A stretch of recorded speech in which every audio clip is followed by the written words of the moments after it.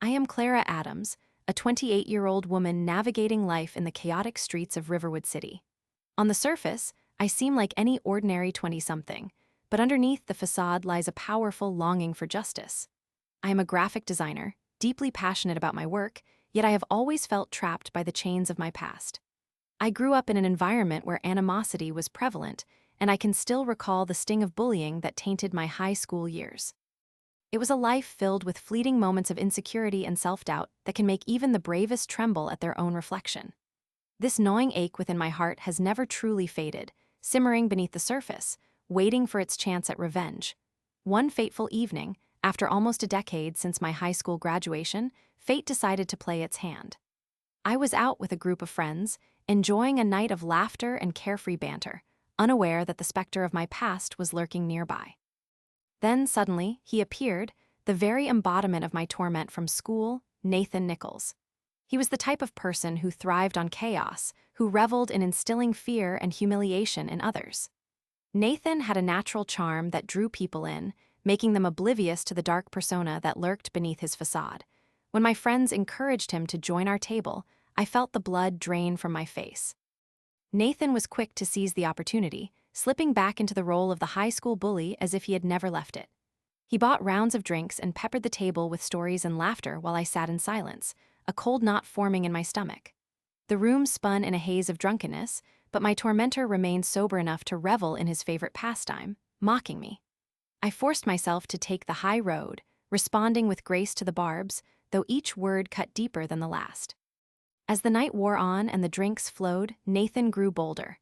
The laughter turned into cruel jabs about my appearance and my life choices. 3 hours into this torturous reunion, he shifted his focus, revealing personal details about himself that made my skin crawl. "I have shared custody of my daughter," he said, his voice dripping with disdain. "I hate my ex-wife, though, nothing more than a burden." I got up to excuse myself for a moment, needing air and trying to chase away the creeping feelings of anxiety. When I returned, Nathan was boasting shamelessly about his new business in the community. "I am moving meth, you know," he bragged, laughter escaping his lips as if it were the punchline to a poorly told joke. At that moment, something snapped in me. I realized Nathan had not changed, despite the passage of time. Still a bully and still scum. I thought about how he used to rule the halls of our high school with fear, how he tormented me and others without a second thought. My blood boiled, and I finally spoke out, telling him exactly how I felt. "You are still a bully and still a coward."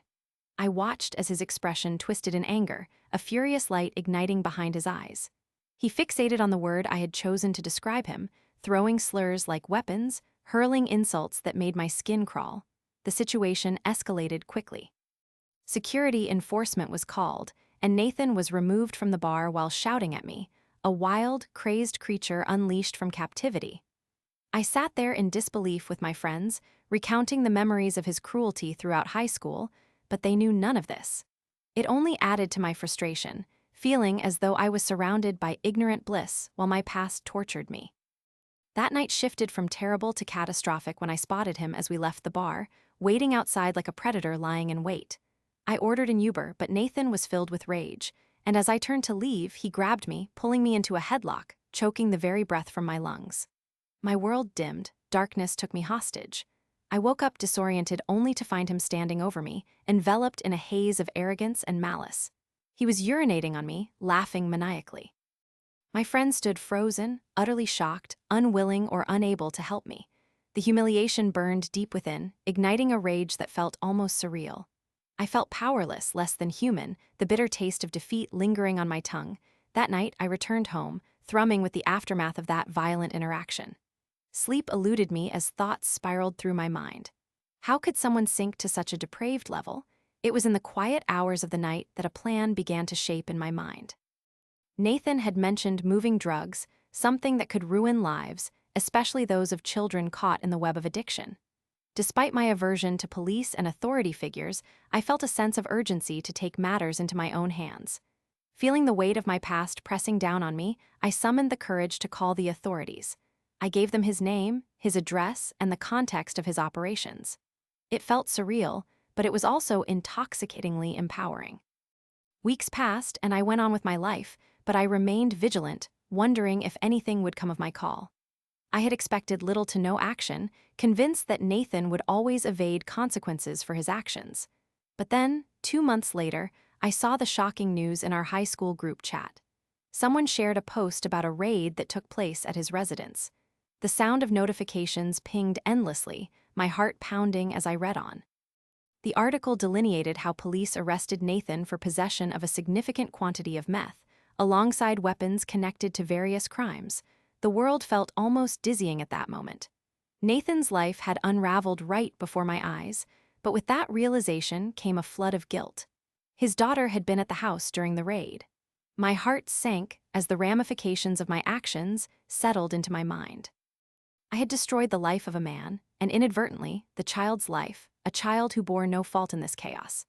I wanted to whisper that some children should not be raised in such an environment, but the weight of my actions pressed down even harder, each breath feeling heavy and laden with remorse. Even today, Nathan remains imprisoned, locked away because of his own choices and the life he chose to lead. I still feel that bittersweet pang of guilt, a reminder that revenge can come at a high price. There is a part of me that sometimes wishes it had ended differently, but the more profound truth is this: he had kept me in chains for far too long. I often ponder what it must be like for him now that he is faced with the consequences of his actions, sitting behind bars, with nothing but time to reflect on the monster he had become. As I drive through the winding streets of Riverwood City on rainy afternoons, I glance at graves dotting the landscape of the old cemetery, each representing a story of a life once lived. But one day, I will return to Nathan's resting place, with a sense of satisfaction, perhaps pouring a bit of soda on his tombstone as a poetic final act of defiance against the torment he inflicted upon me. After all, justice is often bittersweet, and those who choose to sow chaos will one day have to reap the consequences.